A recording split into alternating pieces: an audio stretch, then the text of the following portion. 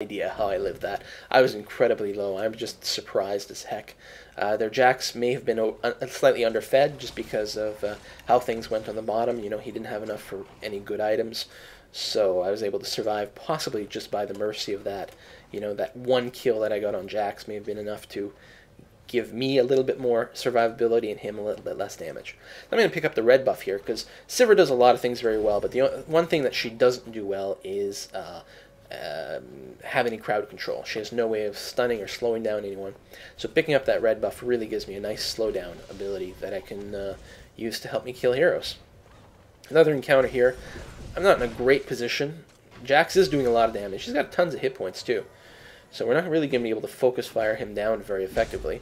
Not sure how he's got so many hit points. Oh, I guess it's his passive.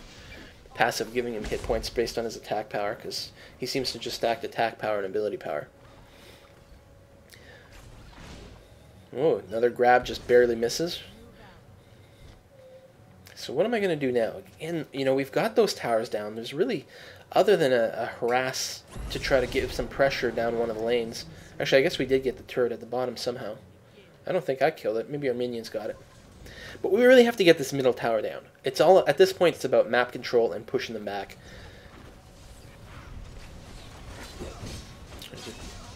That Jax, again, overextended himself. He's going to get nuked down. I can use my long-range boomerangs to try to take down these turrets. I don't think this place is long for life. Their turret is like, it's only about a quarter of the way down. We're able to keep their minions down low really effectively. Unfortunately, they're able to kill our minions pretty quick as well. And I mean, it's clear that we've got the upper hand at this point, but this is such a stalemate location, and one mistake could really be our doom. Our Shen moves forward to try to get some hits. He gets stunned by Udyr. He keeps bubbling himself, but I think we're going to be able to finish him off here. Yep. You know, we're pretty well fed at this point. We're pretty well organized. I've got the Stark's Fervor here, and all of our characters are just doing so much damage. They're going to be hard-pressed. We are commenting that Heimer is such a pain, though. We're going to take little bits of this tower out, one piece at a time. I blow my ultimate. I say, you know what, this is it. This is the time. We move forward, put too much pressure. Tower's dropping too fast. They're forced to pull back. Warwick fires off his ultimate, but he gets interrupted. He gets pulled away by Blitzcrank. Still, we've got our entire team here, all 5 of us. Our Shen's a little low on health, but otherwise we're in really good shape. Lots of mana.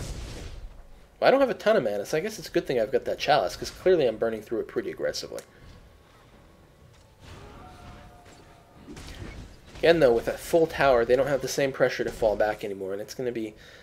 just another big slog. We're jockeying for position back and forth. Ashe throws an arrow. There's a grab on our Shen. He gets pulled in and just barely makes it out. And while that's happening, they're focusing on him. We're able to turn around and kill both Jax and Blitzcrank. This is looking fantastic. Their Ashe, again, not apparently the best of players, pushes forward too aggressively. She's incredibly low level. She was only level 8, or was it even 6 maybe? Something awful. And we're sitting here at 13, 14. With only Udyr here, we're not too concerned with him. I don't know why I pulled back at all, frankly. I should have just sat there and taken it, just to finish that tower off. Again, still seeing the mistakes of my aggression. Now the Udyr is going down. Their Heimer's very good, though. He's playing an excellently defensive game. I don't know if we've killed him at all yet. And he's the reason that this game has gone on the amount of time it has. So props to him. So we kill that second middle tower. At this point, they've only got one outer tower left, which is at the top. That's not much. They have no map control. We have full reign of the whole thing. We can hit all the neutral mobs. That's really what the map control means. Not only is it freedom to push and just pressure and harass people, but you've got full control of all neutral mobs, the dragon, the buffs, even the Baron Nashor if we wanted to.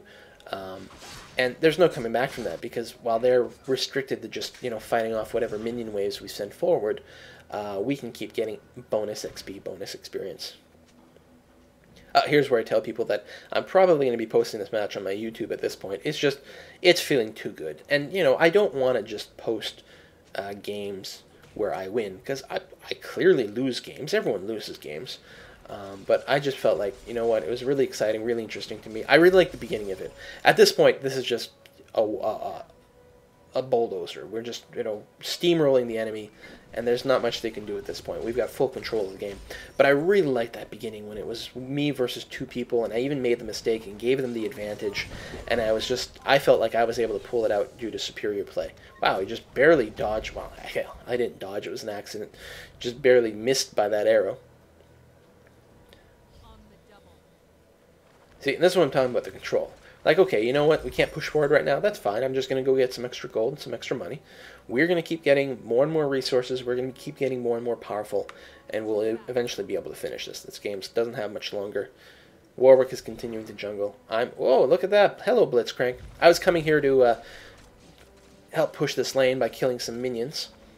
One thing that's important is you can really get caught up just pushing one lane at a time, and it's really good to help split up the defense by just having one person go off, clear some enemy minions, and apply some pressure on a new lane. And you're really forcing them to make some decisions about where to concentrate their forces.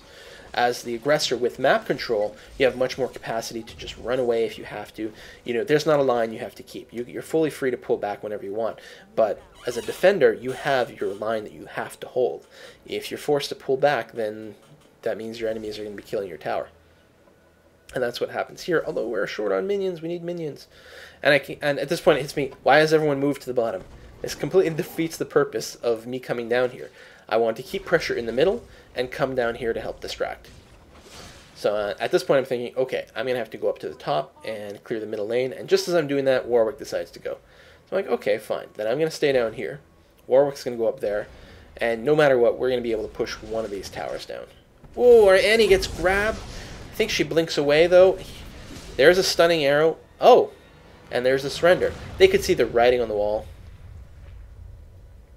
Yep, they could see the writing on the wall. The game was definitely over. And it's not very long. They've surrendered at exactly the 25-minute mark. But it was a hell of a lot of fun to play, and I hope you guys enjoyed watching it. I'll see you next time.